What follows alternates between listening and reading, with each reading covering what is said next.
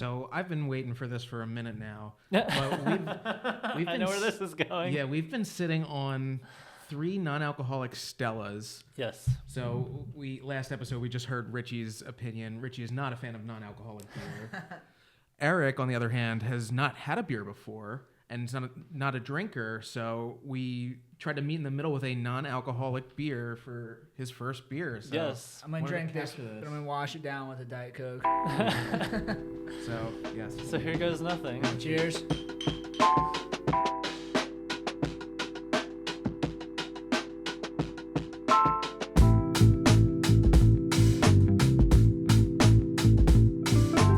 Welcome back to the Brewdad Podcast. I'm your host, Richie Tevlin, joined as always by Evan Blum. I can't get it right. What's going on? By Evan Bloom and Eric Dale, a.k.a. Eric the Puzzler. So that's the 5th try that we did. But Eric, welcome. Thank you. So you have probably the most interactive, the most interesting Instagram page in Philadelphia right now. Wow. Well, thank you. We talked about, right before we came on, about how you're an influencer. And we'll get through talk about how you are not an influencer. You're a creator, and I like your response to that. But first, can we just hear about like who you are and kind of how Eric the Puzzler got started? Sure. So I design puzzle-based experiences that give people a fun way to explore their surroundings and bond with their friends and family. So whether that's a ticketed puzzle hunt or an open-ended treasure hunt posted on social media, or something that a client has commissioned to help people explore their space. I'm always trying to build things into the real world so that you get that sort of extra level of immersion.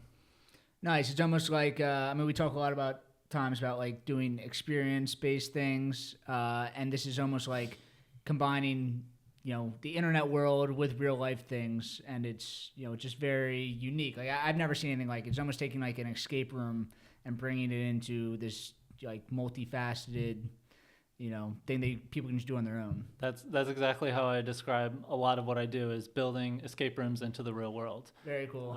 And part of the reason for that is because actually describing the things that I create is very challenging, because I can't really show you what you're going to do without or like the one-liner pitch. Right. They're all so different. Yeah.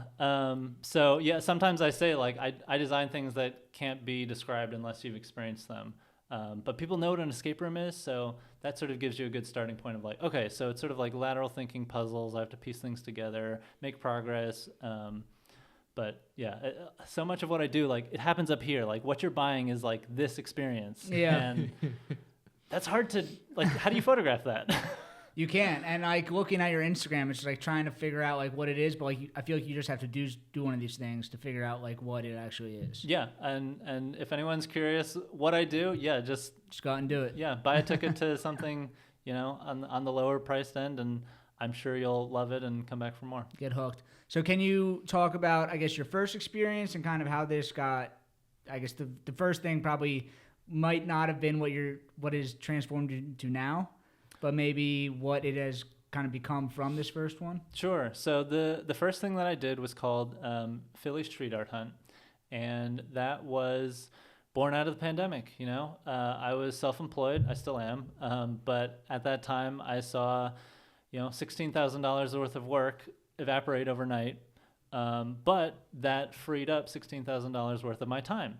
And so I sort of had this idea in my head that had been suggested to me by a Philly street artist named Faith Davis to create a street art scavenger hunt. And for various reasons, including the pandemic, we didn't end up working together on that. But she had planted this seed, and so I started saying, okay, what would a street art scavenger hunt or puzzle hunt look like? And so what I came up with was what we in the biz would call a puzzle hunt. So it's a series of puzzles that you complete to sort of reach an ultimate objective. And I commissioned some street artists to create prizes for the participants. And then I sold some tickets, and it sold out. And so I ran this event, and so people were sort of running around Queen Village trying to solve these puzzles that had them, finding street art and then interacting with it in some way in order to solve the puzzles that they had. And I'm sure during the pandemic that was like, Yeah. people were just looking for something to do outside. Right. This was like part of the original impetus for when I launched it was like, I want to give people a way to like safely reconnect outside and like do a fun thing with their friends. But I mean, back in that, like all of my photos from that are people wearing masks outside. And it's like so weird to look at now. Yeah. So that went so well. It was fun for me. It was fun for the participants. And so I did another one, and that one sold out. And I did another one, and that sold out. And each time I was doing a different neighborhood, a different set of art installations in the real world, and a different set of prizes made by Philly street artists. And then the airport came calling, and the airport said, "Can you build something like this inside the airport terminals, so that people have something to because they already had the murals and the artwork up on the They walls have there. such an incredible art program Yeah. there. Leah Douglas does such a great job. She's not the curator anymore. Now it's this woman, Helen Kang, and she also does a fantastic job. But Leah reached out to me and said, we have all these art installations here. Can you build sort of a series of puzzles that ties some of them together to give people a little, adventure while they're on a layover or whatever? And I said, sure. So I built something there for the airport. It's still up. If you fly through PHL, you can check it out. And that was the moment where I said, okay, this isn't just Philly Street Art Hunt. Like Philly Street Art Hunt is an event series, but it's not a brand. Mm-hmm. And so I said, okay, I need to widen my scope a little bit because this is really cool to make something for the airport. And to be honest, it's like, wow, I earned a lot of money doing this compared to like selling individual tickets for an event. So let me broaden a little bit. And so that's when I became Eric the Puzzler. The name, that's when you created the name. Was the Instagram page there? I had an Instagram page for the Philly Street Art Hunt events. Okay. But then I just changed it to Eric the Puzzler when I was like, I want to do things other than this. Yes. Yeah. And I've continued to do lots of things other than that. What was it like stepping out of like that same series and trying like a new series for the first time, or a new just scope of ideas, work? It was, it's fun. So much of what I do because it's fun. Mm-hmm. And having created an entire concept for an event and then executing it entirely on my own, just in the process of doing that sort of led me to have ideas for other things I could do in different ways. Mm-hmm. So I just sort of started throwing things at the wall, kind of.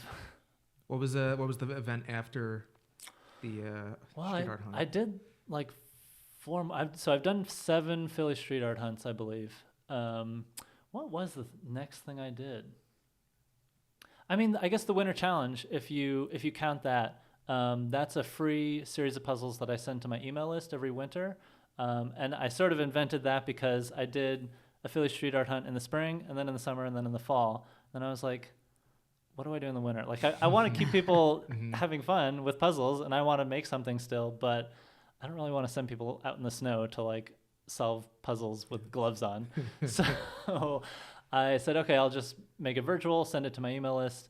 And so I've been doing that every year continuously to, keep people excited. And honestly, that is a huge driver of like signups to my email list. Like that is a huge lead magnet. People get so excited about it. I've gotten probably half a dozen inquiries already this year of like, are you doing the Winter Challenge again? Is it coming back? So people love it. And I try to give out prizes for that.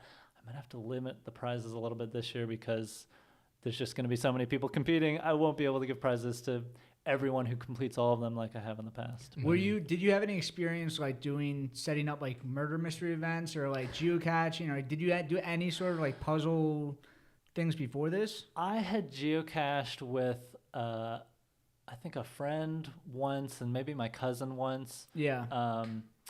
Wasn't really for me because geocaching is very much just like, here's a location, go find it. Yeah. But yeah, so the I won't say dirty little secret, but the weird thing about me is that I would not be a customer of myself. I don't particularly enjoy doing escape rooms or like solving puzzles.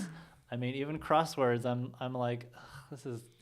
Is it because it's too easy? No, it's because I just so quickly feel stupid and flummoxed. And I don't like feeling that way. So... I much prefer the puzzle of creating a puzzle than just solving a puzzle. And when you create it, are you thinking in the shoes of somebody that's doing it? or like As much as I can. Okay. But it's more often about sort of building backwards from Yeah. something. So if you say, okay, this is a really cool mural that I want to like feature in this Philly street art hunt. Well, what can I play? What is in this mural that I can play around with? Does it have words that I can extract letters from? Does it have colors that I can, have people order into some particular configuration? Does it have like using the object himself to find like you're not trying to build something and then using things to like fit into your model, like it's both. Okay. So in puzzle design, there's sort of like top down and bottom up. Yeah. And a lot of times what I'm doing is both and meeting in the middle. Yeah. But so top down design is when you say, okay, this is going to be a spy themed puzzle. And so you say, okay, well, if this is a spy themed puzzle, what are the things I would expect to see that would, hit the spy tropes that make people go, oh yeah, this feels like a spy experience. And then bottom up design is you say, oh, I have this really cool idea for, this box that can only be opened underwater. And so then you say, okay, well, how can I flavor that to make that make sense in whatever, narrative I'm building? And so maybe you say, okay, it's an Atlantis themed puzzle. So lots of times really it's like, I know, okay, I want it to be, so I have a spy themed adventure. So I want it to be spy themed. So here's some things that I can maybe incorporate that are related to like spy movies and spy tropes. But then also like, here's some things that I have that have just been circulating in my brain that I think would make that for are fun, very unique fun things. puzzles. Yeah. Fun to solve and fun to figure out. How can I sort of like work these in and make it all feel cohesive? Nice. And that's a challenge. Yeah, I'm sure.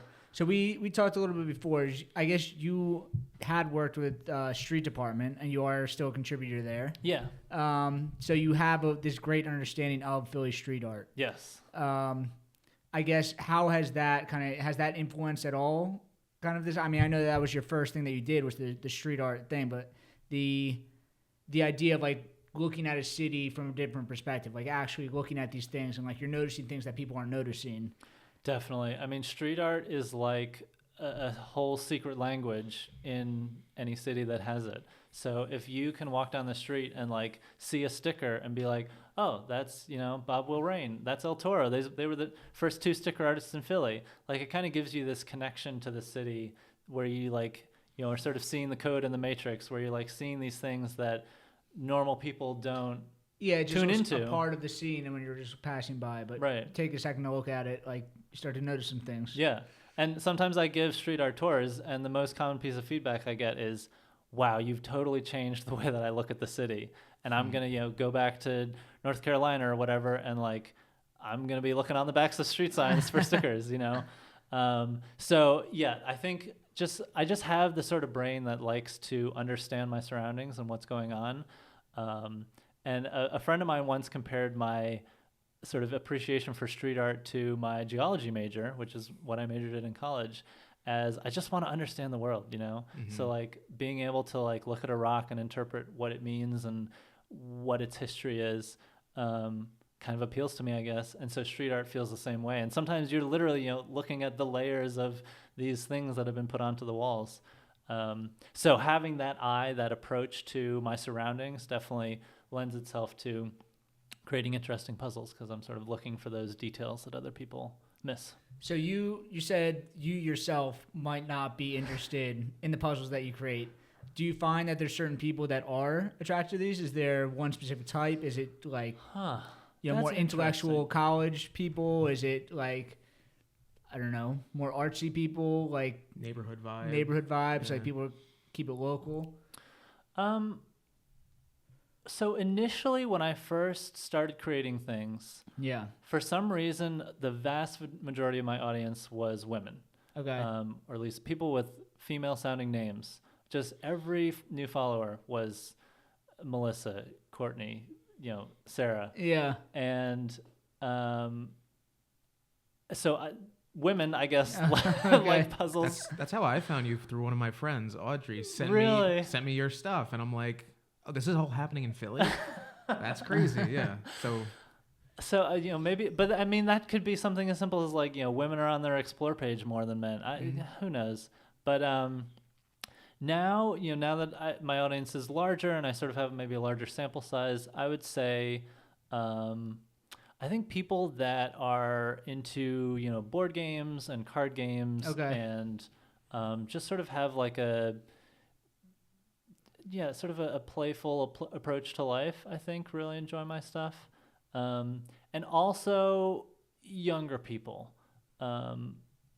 Just there's this amazing divide in who knows what an escape room is and who does not. If you ask someone over the age of like 40, 45, like what an escape room is, they have no idea. Or if they've been to an escape room, definitely not. But you ask someone, under 35, oh, they absolutely know what an escape room is, and they've probably been to one. So that's sort of like, just like this age divide of, do people even know what it is that I do, is definitely real. But I do think young, because like, the Philly treasure hunt last year, no, oh my God, that was this year still. The Philly treasure hunt this year was solved by a team of Penn PhD students. So like, pretty young. Yeah. Pretty young. And because I'm so Philly focused, I'm if someone wants to commission me to like fly me to Canada and build something in their airport, I'll do that. But I'm just sort of doing my own thing, and so I'm building with what I have, which is the city of Philly. So my audience is very, very Philly centric. Yeah. Nice. And so we've talked about this before, but you moved to Philly at a like a young age. How was just like changing to the city and like embracing the city? What was your first job out of college, right? Yeah. I can't really explain it, but it just clicked. Yeah. I knew that I wanted to move to a city in the Northeast or New England, and I ended up getting a job here, and it just... Where are you from originally? Virginia, Northern Virginia. Cool. I just love Philly. I really, really love Philly, and I've been to plenty of cities at this point, and nothing really feels the way Philly does to me. It's different. Yeah. But I like it. I mean, Philly is the sort of place where you can start your own puzzle business and make it, It's like, it's a really creative, do-it-yourself, don't wait for permission, just do it sort of place. And Definitely. I love that. Definitely. And like you said with the younger people, I mean, what Evan and Brewdad is trying to do is like reach the younger generation. And what is the younger generation doing? They're doing these experiential-based activities, stuff like this where it's like, it's interactive. And I feel like you're hitting that like, head on. Like this is something that people have to think. It's like smart. People have to think about it. It keeps people, moving around, keeps them occupied. Like, I don't know. And as much as I can, I'm also trying to get people off their phones. Looking at, instead of, touching grass, they're looking at actual walls, Yeah, which is interesting because, you are so large on social media. Like you do have a large following on Instagram, but, what you're doing is not, like you said, influencer based. You're not getting people to sit there and look at your videos or interact with you online. Like you've created this thing kind of online that is not online.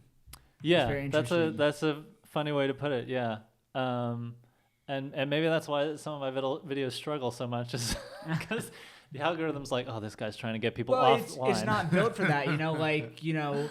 What Instagram is like, the more you interact with a post is like that post is stronger, even if it has like less numbers, but like the more you like or comment it, but like go out and do a scavenger hunt with it. Like that's pretty interactive. Yeah. But they can't measure that. So you're kind of missing out on that. But yeah, I don't consider myself an influencer because I'm not making recommendations. Yeah. I'm more a creator because I'm creating my own free and paid products that, if anything, I'm almost an entertainer. I'm creating forms of entertainment that people can do on their own or do with their friends. Yeah, you are, I guess, a creative agency, but like you do a lot of writing for Streets Department, and I think of these almost as like writing a story. Like you're writing almost a do-it-yourself adventure almost. Yeah, or like a sort of a self-guided tour sometimes. Exactly. Yeah. So, have you run into issues with like you're hiding clues like You're putting things in weird places. Yeah. Yeah, I try to keep a low profile if I'm Okay. like hiding something physical. Do people ever steal things by accident? I mean, not steal, but it might just be something on the ground, but they just pick it up, not even realizing that.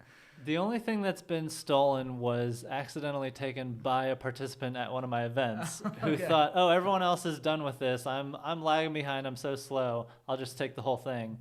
And they were not, in fact, the last person to reach that sort of checkpoint. So, no, generally, I just sort of, give it a look down the block and stick something where I need to stick it. But yeah, every time I set up for a Philly Spycraft mission or a South Philly mural escape, I'm always like, yeah, it's a little bit of anxiety of like, is someone gonna spot me? Is someone gonna grab this right after I leave? But I've plotted things out carefully so that the last thing that I leave or the most valuable thing that I really wouldn't want to lose like goes out last and then is found first by the group participating. Yeah. So there's ways around it. Have you been surprised? Like, have people like just found this way too quick, or like have you just been like kind of way too difficult on some puzzles, or they didn't work? It's very easy to make puzzles too difficult. Yes. You probably don't know that until you have someone do it. Everything makes sense in your mind, though. Well, that's why I test as much as I can. And sometimes that's my wife, and she gets annoyed because she is not in my audience. But I make her test things sometimes, and that will sort of give me like a sense of what's working here, what's not working here. I mean, going back to the treasure hunt, I was surprised that was solved so quickly. I intentionally made that the hardest thing I've ever made, 5 out of 5 difficulty on my Eric the Puzzler difficulty scale, and that was solved in 10 days. And that doesn't mean anything because you don't know what went into it, but I thought that would be up for like at least a month. Yeah. Wow. Okay. So when I do a second Philly treasure hunt next year, or by the time this comes out this year, gonna try and make it even harder, or at least more involved, more locations or Those something. PhD students ruined it for everybody else. There were other people hot on their heels though. There were a couple of groups that were like very close, and so like That's gotta be disheartening. Like, you're so close, and I like know. you're crushing it, and somebody else gets there before you. But that's part of the fun. Are Probably. they able to see how close they were to the other people in this No, one? but they know because I told them like you are like in the 99th percentile here, so like well done. Yeah. And you also asked have I ever been you asked have I been surprised by how like how fast or slow, but yeah, most of the experiences that I create are not built around speed. It's more about progression, just making progress on your own time. yeah. And making progress as a group, and collaborating with people. So there aren't a whole lot of circumstances that I put people in where it's like it's a race to the bottom, and then I'm surprised by something. Just some rat race to some random corner somewhere, and everyone's two right. people meet up. Except Keys to Philly. We have to talk about Keys to Okay. Philly. Alright. Definitely people one too. love Keys to Philly, and that You is say it's very not fast, much a race. but I remember when you posted stuff for Brewdat, it was like literally like 30 minutes later or Yep. something. It was just like, how did this person find this so fast? And that was, you were the first key of season 2, and so I still didn't really have a good handle at that point of like how fast these things go now. So for the first 12 keys, none of them lasted more than 48 hours before being found. But then with the 12th key, Instagram decided this video that the 2 women who found it posted of them finding it and being excited, Instagram just decided we're going to push this, and that just skyrocketed my following. And people were so excited about these keys. And so ever since then, I don't think a key has lasted, I'd have to look, I think like 3 hours max. Wow. I love following just they like are how on it. quickly someone, or how quickly your next post is like up. It's taken. They're they got so it. on it. I mean, I stopped like making plans for after I hide a key, because it's like I'm just gonna have to like get back on Instagram and like 30 minutes and post the video that has been found, so I don't have people running around looking for something that isn't there anymore. Yeah, sometimes there's these like Reddit threads where people just like how did you find this? Like there's Reddit threads about keys to Philly? No, there's Reddit threads about like people like finding like killers or stuff or some stuff. I'm like, how do these internet people find this stuff so fast? Like the clues that they find, I'm the same way with you. Like I can't follow. I don't have the attention span to like if I like can't figure something out immediately, I just kind of move on. But yeah, some people their brains work differently than mine, I guess. But persistence is definitely valuable for some of the things that I create. I'm sure you have lots of options for everything. Mm-hmm. and it's a lot of what I do is stuff that requires lateral thinking. So some people, just depending on your brain or the time of day or whatever, sometimes you'll look at something and just go, oh, I get this. I see what he's doing. I understand what I need to do. And sometimes you look at it and you're like, what is this gibberish? I don't. And so then you come back to it the next day and you're like, oh, wait, this is bolded and this is italicized. And so maybe there's something, persistence can be helpful. Nice. And you have now this, the dinner party. Yes. So how is that going? Have you done actual events with that yet? Yes. So the escape room dinner party is something that I created recently with my partner, Alex Cahanap, and she is an event stylist with a company named Citrine, and they just opened a space in the Jasper House where we now can host this. So we've had this idea in the works since February. Jasper House is up in Kensington? Yeah. Cool. So we had this idea at a dinner party in February and slowly sort of put the pieces together. Her construction was delayed, etc. But we hosted our first one in November, and it was just a smash hit. So we sold out in about 2.5 days, maybe. That's awesome. And I mean, generally, most people that spend money to do my paid experiences have a pretty good time. I generally have very positive feedback about the things that I create. The escape room dinner party is just unlike anything else. People are just the feedback I got from the first one, people loved it. So it just so happens that one of the people at the first one was the food editor for Philly Mag, and she found it on her own. We did not recruit her to she just came, and she recently posted a review basically of the escape room dinner party, and it's glowing. It's just absolutely glowing. So she, like everyone else, had a fantastic time. And hopefully she didn't post any clues or anything. No. Okay. And she was very nice and asking me what can I post? Do you have photos that would be safe for me to post? Yeah. And so I sent her some photos from the test run that we did. Like I said, test everything. And so she just on the back of her review, we've now sold out another one for March. So we've added another date. By the time this comes out, that'll probably be sold out as well, I'm guessing. But yeah, it was super fun to create and host, and now it's also like this thing that we sort of have in our back pockets. So if someone approaches us and says, "Hey, can I commission an event or hire you for something?" Yeah, I saw on your website you had a commissioning page. So basically, you've done the thing with the airport, you've done this dinner party now, and because you're a creator, you can almost take anything that anyone throws at you and turn it into a puzzle. Right. And sometimes with the escape room dinner party, it's designed so I can just, if I coordinate with Alex, I can just host it again for a private booking, and so I did have 2 inquiries of someone potentially wanted to just get a huge group of friends together and nice. Do their own escape room dinner party. But I love doing commissions and building something into sort of a semi-public space or a private space even. It's fun. GoTab is the all-in-one POS that breweries love. From tap rooms to brew pubs, GoTab makes managing orders, events, payments, and operations a breeze. With features like membership and loyalty programs, shared tabs, mobile ordering, and more, you can serve your guests faster and keep them coming back. Plus, GoTab works seamlessly with the tools you already use, so no need for costly hardware upgrades.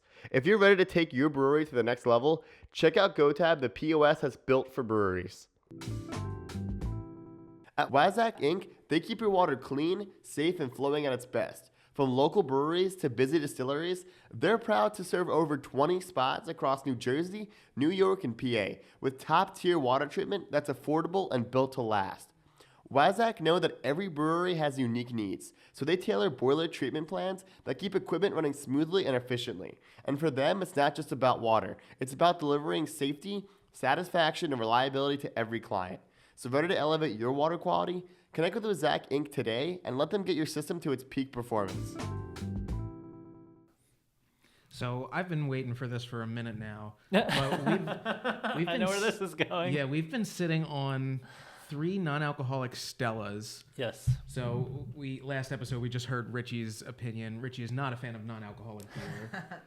Eric, on the other hand, has not had a beer before and is not a drinker. So we tried to meet in the middle with a non-alcoholic beer for his first beer. So Yes. I'm gonna drink this, for but I'm gonna wash it down with a Diet Coke.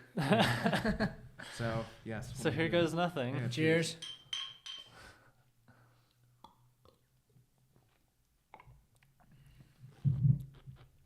Yeah, not great. Yeah, I'm inclined to agree. I don't mind it. I love This is Stella. first time for everything. Yeah, I think I'm gonna Just pass stick on to your that. ginger beer. Stick away from it. Yeah, I think I will pull out what I did bring, which is a Virgil's. Nice. I love Virgil's. Yeah. So I guess with you not drinking, I guess the dinner party is not like a drinking event either. I guess you probably can't because you're trying to figure something out. Yeah. You probably need to be thinking for that. Yeah, you don't want to get too sloshed before Okay. you try and solve puzzles. We do have a welcome drink because Okay. just the way the space that we hold it is structured, we sort of have to like get everyone in like the main entrance of Jasper House, and then we bring them over to like the actual space where we host it. So while they're sort of like while people are arriving and if your Uber is delayed, whatever. Yeah. You can, and it also gives people a chance to mingle beforehand to get to know the people that they're going to be, sitting with. Definitely. How many people are in each We dinner? we do. It's a 12-person seating with 2 tables of 6. So like your table is your team, but it's not really like you're not really competing against the other table. And is it like an individual, like whoever the individual solves, or is it just kind of a collective? It's a group thing. So Okay, cool. it's very much an escape room where you're working together and you're trying to get through it. Are you as a group? Are you the host of this event too?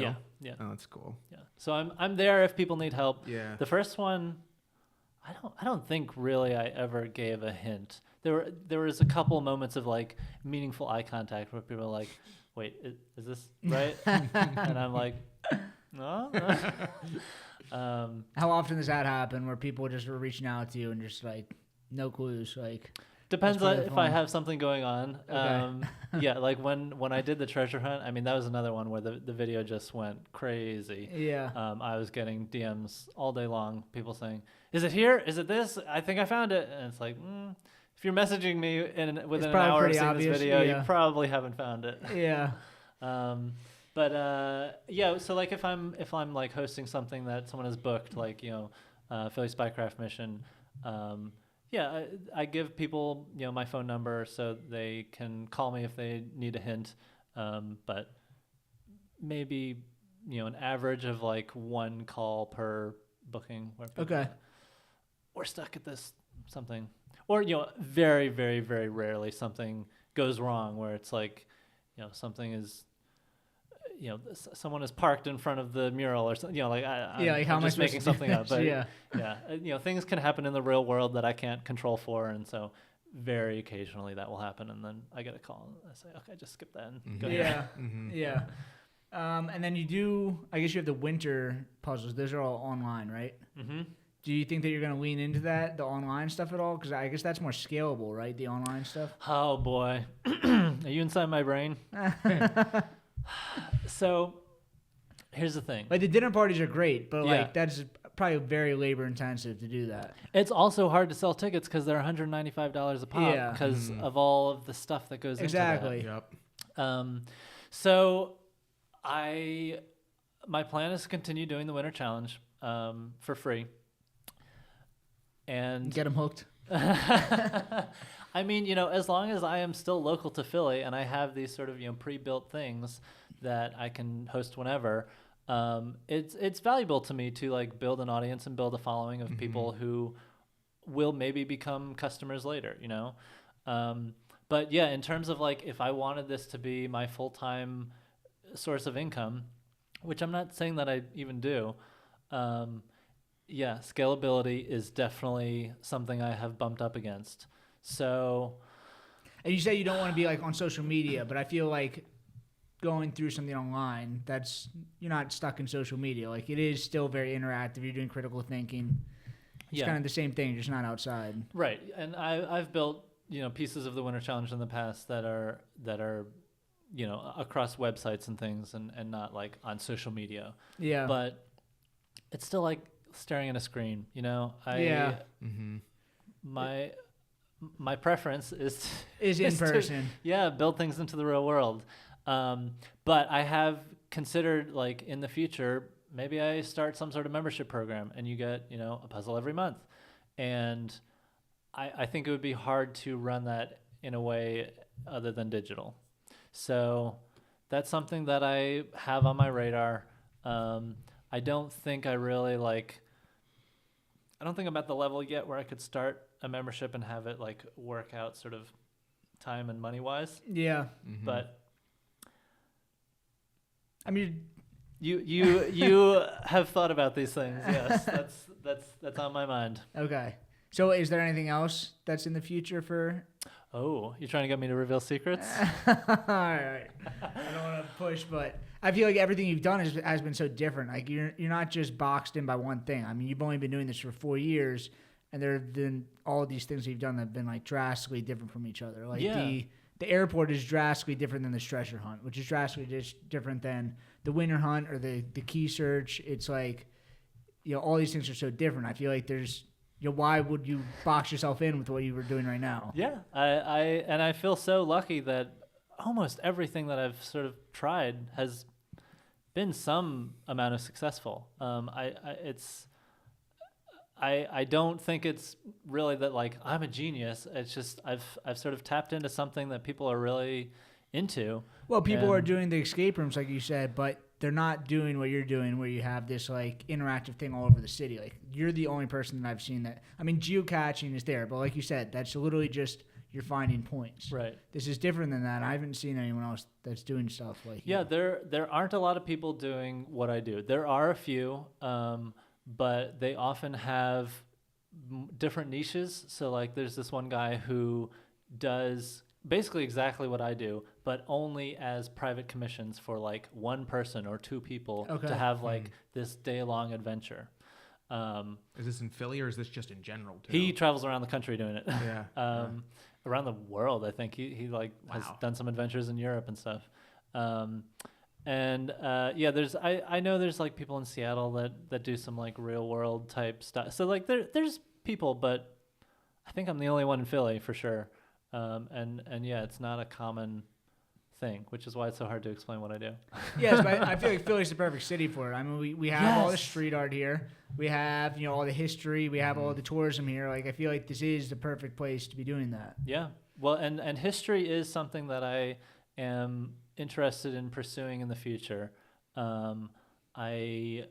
I would love to create a history-focused bookable experience. Like following Ben Franklin's footsteps or something like that. Mm-hmm. Yeah, but more like, in a National Treasure sort of feel. Okay. Because, who doesn't want to be Nicolas Cage in National Treasure? Yeah, yeah. So I need to, find a lawyer and see if I can even, describe my own project as National Treasure-esque, or if I can mention Nicolas Cage. But... I would love to create that, especially and have it ready for 2026. That would probably be for the World Cup. No, for the sesquibicentennial, or whatever, 250th. Yeah. Mm-hmm. Everyone keeps saying "Oh my God, there's gonna be so many people in Philly coming to visit for this." So, I have a loose goal of creating something for that.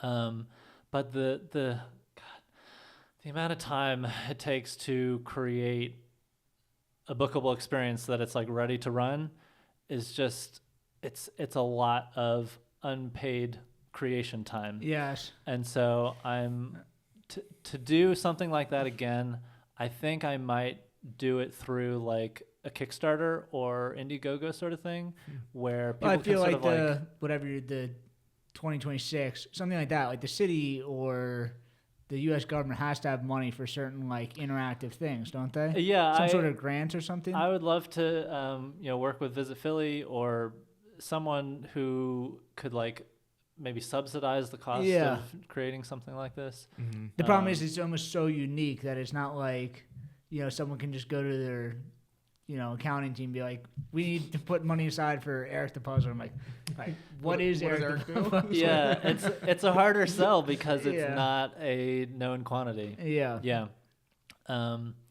But I have such a passionate fan base that I think there are a lot of people who would just sort of pledge essentially like, yes, I want to do this when it's done. Yeah. So here's my money up front so that you can feel like, okay, yeah, you have 50 people have like pre-booked this essentially. It's going to be worth your time to invest all of this effort into creating it. Definitely. And like you said, everything you've done has worked out so far. So just get your money back. Nice. Sweet. So I guess so you guys had done the key search before. Yeah. I reached out to Eric through, I think I saw it through, might have been the Philly Treasure Hunt, looking through the one Cryptex, because I think that video like really blew up. Yep. And then I saw you guys doing the Keys to Philly. Yeah. Or you doing the Is Keys to that, Philly. you said this past December, it kind of blew up. Was that?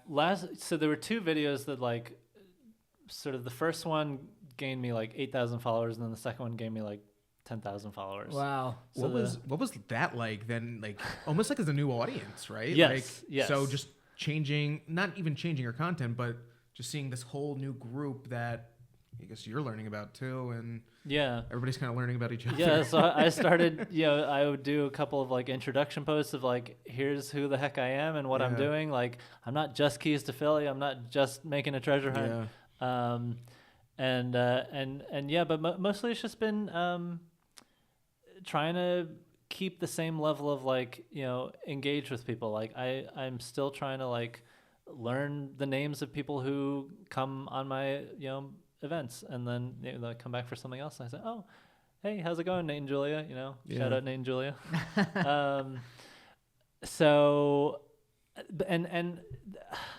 I feel like I talk about this a lot with just friends and whoever wants to hear it, but whenever people are like, advice or like being a creator, stuff like that, I always think back to this thing that I read years ago, which was,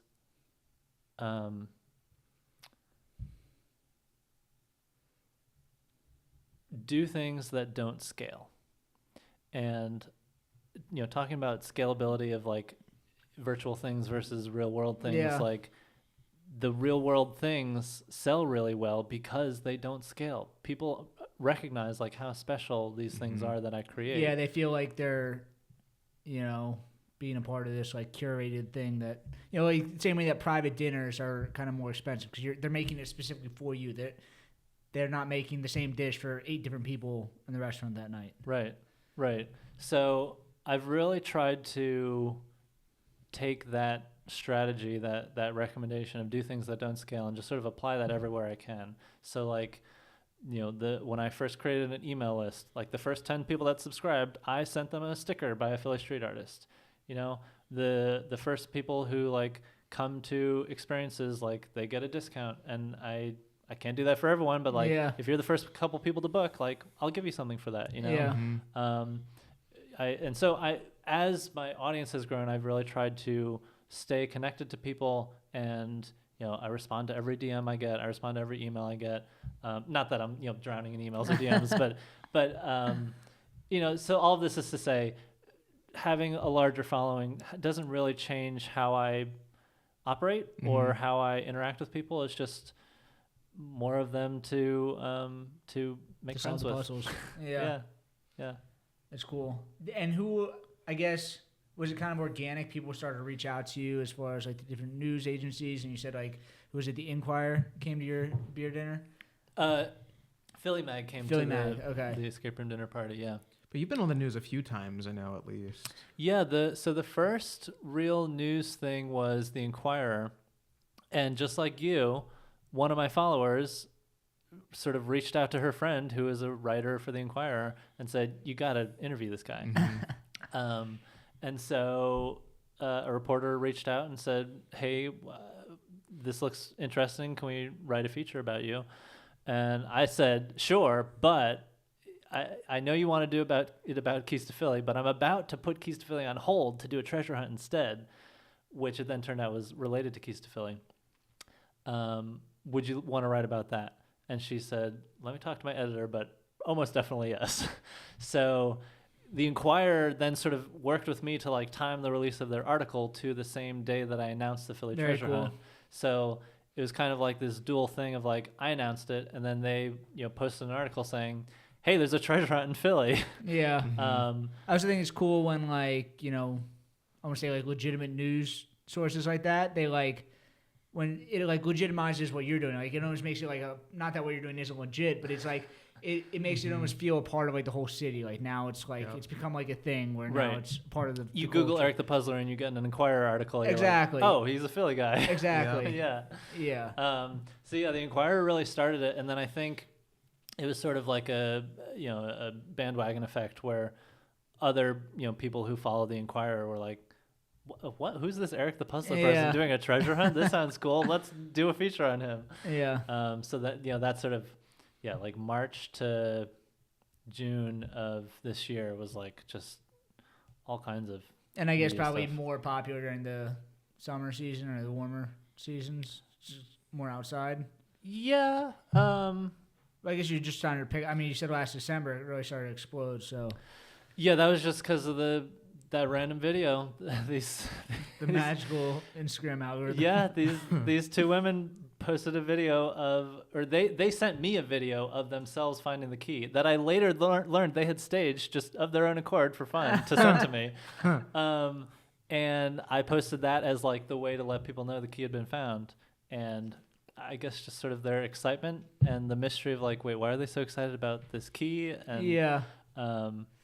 Really, got people That people start excited. looking to you like they're on their own treasure hunt, and then they find Eric the Puzzler at the end. Yeah. I'm the ultimate Your reward. prize. That could be a big puzzle to find you. So someone told me about this guy in Philly years ago. I don't know when he started or stopped, but there used to be this guy who would post on Instagram, "Come find me," and just like a photo with like some sort of clues of like where he might be. And the first person to actually physically find him in the real world, he would hand a $100 bill to. Oh my God. So I'm not rich enough to do that sort of thing, but yeah, I might do like a I find know, me. I actually just did that. I went to artists- PAX and said, if you find me at PAX, I'll give you this secret key with something attached to it. Nice. And nobody found me because You- PAX is massive. I've seen artists do that. I know. Yeah. Like when they'll like go to different they'll do like a world tour and like they'll just stop in a city and be like, there is tickets to our concert underneath this rock in like Central Park or something. Go out and find it. But that when I first saw your page, like that reminded me of kind of what they were doing, which like it's not geocaching, but it's like you're finding a prize in real life. Right. Yeah. I call Keys to Philly a mini treasure hunt because, there's no great reward. The prizes are usually like $15 to $25 in value, but It's not about the prize though; it's about finding it. yeah, You know, and that's the excitement. people really, and I've had people like not even collect their prize sometimes. They're just like, no, I just want the key. Yeah. I just wanted to do that. Have you ever heard like a story where someone, like two people, find the key at the same time? Every time now. Really? Every time now.